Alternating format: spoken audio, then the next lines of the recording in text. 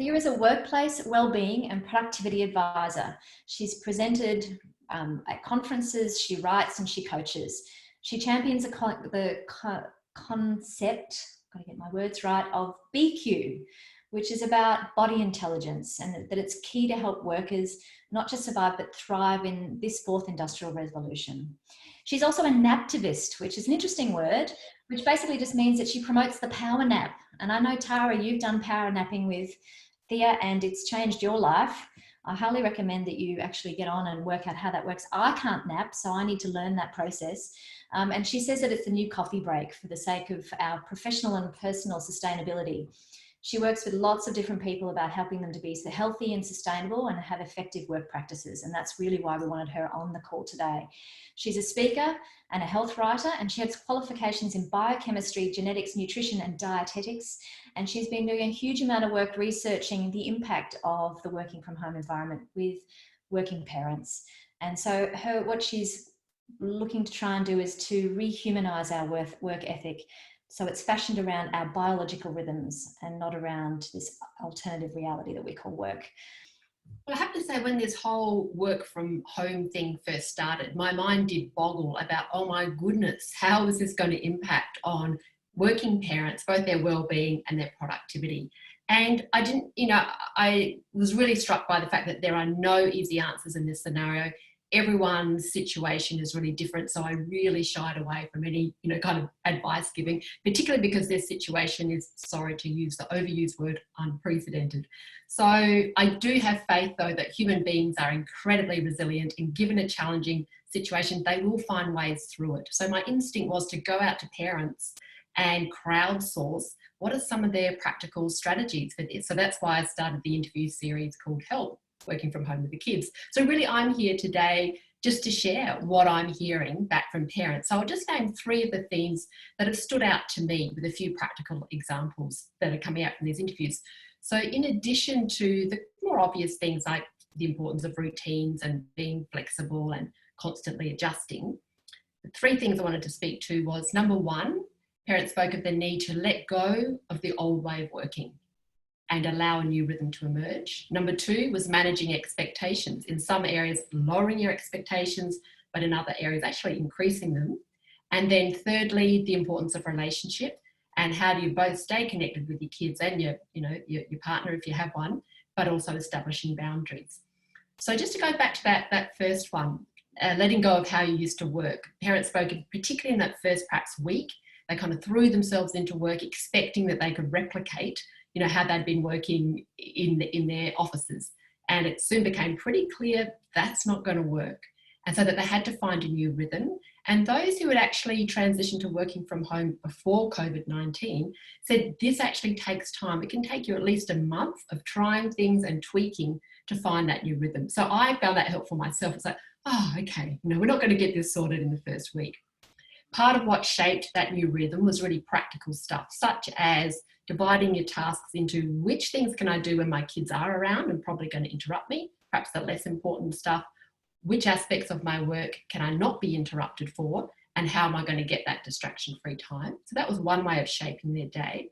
But I was also really pleased, because I am really into people working with their biological rhythms, that a number of parents talked about really maximising the strengths of their natural body clock. So the early birds were saying, yep, I'm up at 5 and I get in my first 2 hours before anyone stirs. And that is the single most important time of the day. And also hearing some productivity advice that we've heard for a long time, such as do your most critical work first. And we've known that for a long time. But what I was hearing from these parents is like, this was non-negotiable. They absolutely had to do their most important work first thing when they weren't going to be interrupted. The night owls were also making use of the night time. Another aspect of the new rhythm was the benefit of the 30-minute or 40-minute work sprint. So particularly for parents who have quite, say, young children who can't entertain themselves for too long, one parent said, look, I set her up with the timer and I set her on 40 minutes. And when the timer went off, she knew that she had to have a brain break for 10 minutes. And in that 40 minutes, the parent's running off and hitting the desk. And she said, I'm so productive in that 30 and 40 minutes. And it was like, in a way that they had never been before. So the ability to work in these smaller chunks, super focused, also seems to be a really practical way through, but also teaching your kids at the same time the importance of not staying stuck on the computer the whole time. One thing I would throw in to complement the 20-30 minute work sprint is the 10-minute health grab. I think in our fitness and health culture at the moment, there's this idea that if you don't really bust a gut, you're not doing anything. But research shows that 10 minutes is the minimum, but still sufficient amount of time that things like the power nap, movement, or healthy breathing practices can actually make a felt difference to your well-being.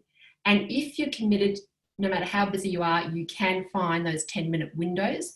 You just have to counter your own completion bias, which will say, oh, but I'm just going to send this email first. I'm just going to send this document.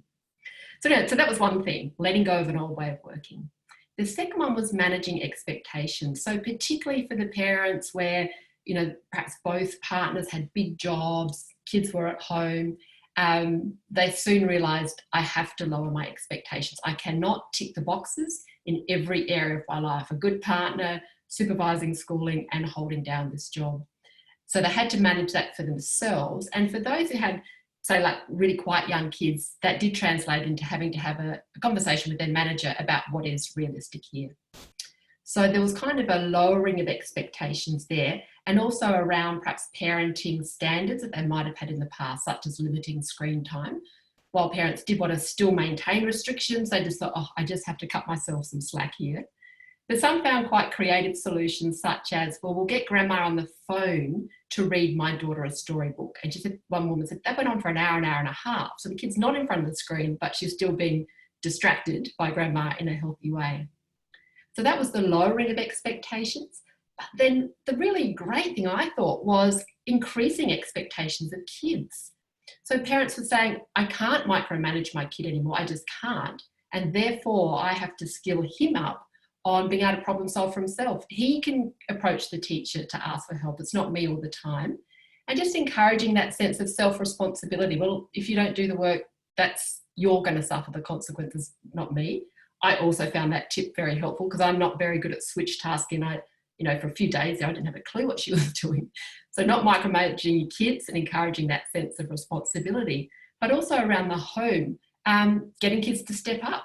One woman said, yep, my 11-year-old daughter now does the washing. And actually, she could have used the washing machine for a few years now. And there was this realisation that we perhaps haven't given kids enough responsibility up until now, and they're actually up for the job. Yes, there's resistance at first, but, they actually got into the swing of it. So I personally really loved that theme. One man who had a super high job, 4 kids in the house. He said, my house has actually never been more ordered because they had big conversations about everybody pitching in, not just mum and dad at the end of the day. So personally, I loved that theme and I really walked away with that one. I thought, oh, that's a good one. Just that third theme of relationships. So that balance between staying connected and establishing boundaries. So there was quite a bit of talk about the need for more communication, over communicating needs at the beginning of the day, who's doing what, shared calendars, and the need for constant readjustment because we're still trying to work out how to do this and guidelines are changing every day. And some of the parents of perhaps younger kids also said, look, I really had to stop and remember my kids actually still want to be with me at this age, and I have to really appreciate that. And perhaps I should be making the most of that, waiting until they get older and they don't want to be seen with mum and dad. So there was that. But also some people maintain connection with their kids throughout the day by kind of treating them like a co-worker or a colleague. So there's the morning meeting. We're working out what's our most important goal today. Let's have morning tea together. Oh, I'll see you on the lunch break. And that I thought that was lovely too. And also some parents finding really simple ways to stay connected with their kids. And I could really relate to when I get focused with work, I tend to go down this tunnel and I do not want to be interrupted. I'm not good at distractions. But this woman said, well, look, my daughter was sitting right there on the kitchen table. It's like, what am I going to do? Block her out entirely for 2 hours. And she just learned to stop, look up, eye contact with her daughter, smile, and then go back to her work. So there's these little micro ways of maintaining connection. On the other hand, boundaries. So we all need to go on webinars like this without too many interruptions, although I think we're more forgiving of that now. One man had a really high-powered job. He just would put the hat on his desk. And he said, when the hat is on my desk, short of death, do not interrupt me. And over time, they got that respected. Another woman who lived in Spain who had to be in a flat for 5 weeks without going outside. Can you imagine that with a 6-year-old daughter? Oh my goodness. She also needed some distraction-free time. So rather than just block her daughter out, what she did was she got her daughter to make the do not disturb sign. And when she needed distraction-free time, she would say to her daughter, oh, can you go and put my sign up now? And so the daughter was actually part of the process of setting boundaries. So they're just some examples of the really practical ways parents are dealing with it. And I loved hearing them. And I'm continuing this series, so I'm looking forward to learning more. And I guess the thing that really struck me, and what I could relate to my own normal work, is that when it comes to things like wellbeing and productivity, few people need more information. We kind of know the basic principles, but whether it's wellbeing or productivity, it's a problem-solving exercise. How does this actually work in my life? How am I going to get that 10-minute health grab when I'm a single mum at home by myself? And I can see what parents were doing is that they were doing this constant action learning cycle and working it out and problem solving so that it actually worked for them. And then I realized, oh yeah, that's actually about 50% of what happens in the coaching sessions that I run. So wellbeing and productivity, it's definitely not a set and forget activity. And problem solving is a skill that I think helps us apply what we already know. So they're just a few little snippets on the gems that I'm getting from other parents.